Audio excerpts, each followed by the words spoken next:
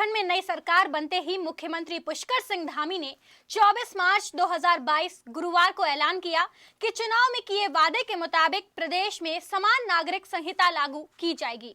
मुख्यमंत्री ने जनता से किया अपना वादा पूरा करते हुए यूनिफॉर्म सिविल कोड को लेकर एक कमेटी बनाई है, जो यूनिफॉर्म सिविल कोड का ड्राफ्ट तैयार करेगी। राज्य मंत्रिमंडल ने इस प्रस्ताव को हरी झंडी भी दे दी है।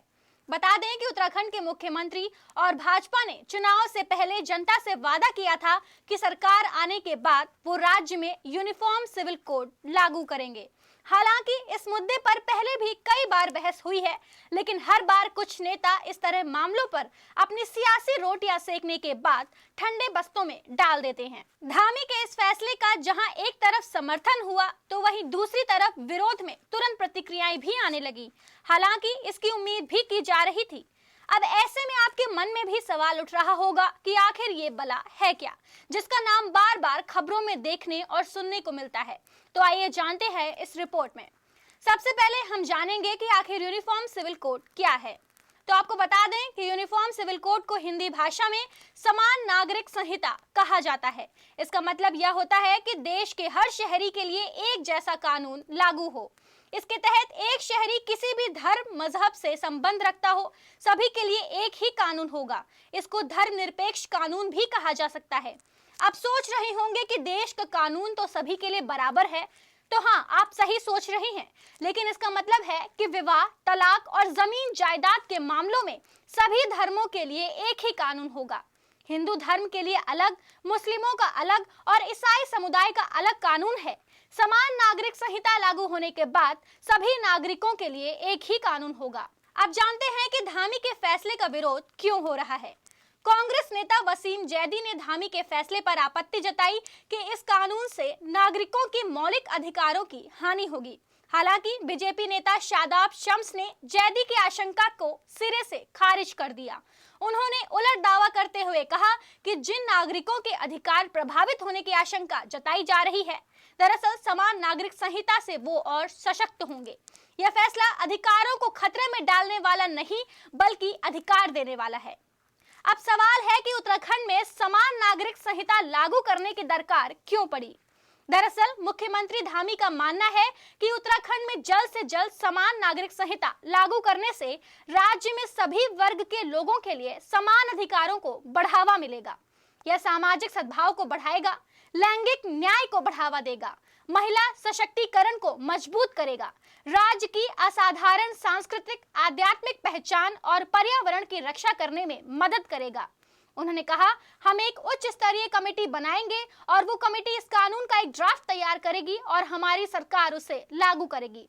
मंत्रिमंडल में सर्वसम्मति से प्रस्ताव पारित कर दिया है।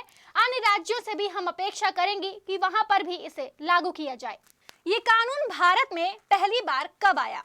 समान नागरिक संहिता की शुरुआत ब्रितानी राज के तहत भारत में हुई थी, जब ब्रिटिश सरकार ने वर्ष 1835 में अपनी रिपोर्ट में अपराधों, सबूतों और अनुबंधों जैसे विभिन्न विषयों पर भारतीय कानून की संहिता में एकरूपता लाने की जरूरत की बात कही थी।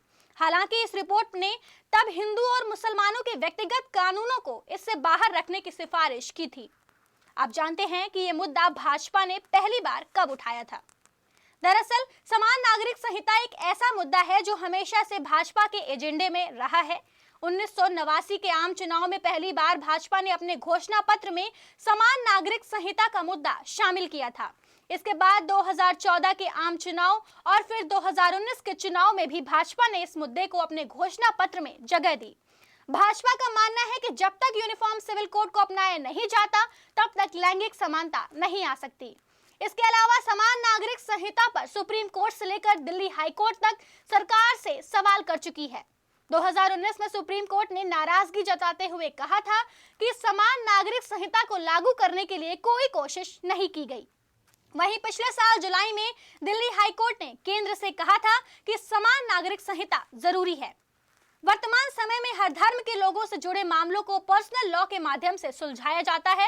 हालांकि पर्सनल लॉ मुस्लिम, ईसाई और पारसी समुदाय का है, जबकि जैन, बौद्ध, सिख और हिंदू सिविल लॉ के तहत आते हैं। समान नागरिक संहिता से आखिर क्यों डरता है मुस्लिम समुदाय? समान नागरिक संहिता नहीं होने के कारण विवाह, तलाक, गोद लेने, जमीन, संपत्ति और विरासत जैसे मामलों में धार्मिक आधार पर काफी भेदभाव हो रहा है।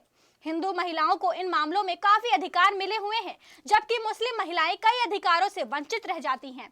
अगर समान नागरिक संहिता आ गई तो मुस्लिम महिलाओं को भी इन मामलों में हिंदू महिलाओं जैसे ही अधिकार मिलेंगे।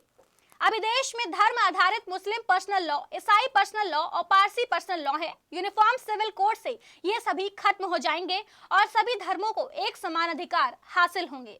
यही कारण है कि मुस्लिम समुदाय इससे दूर रहना चाहता है। मुसलमान इसे धार्मिक स्वतंत्रता के मौलिक अधिकार पर आघात बताने की कोशिश करते रहते हैं।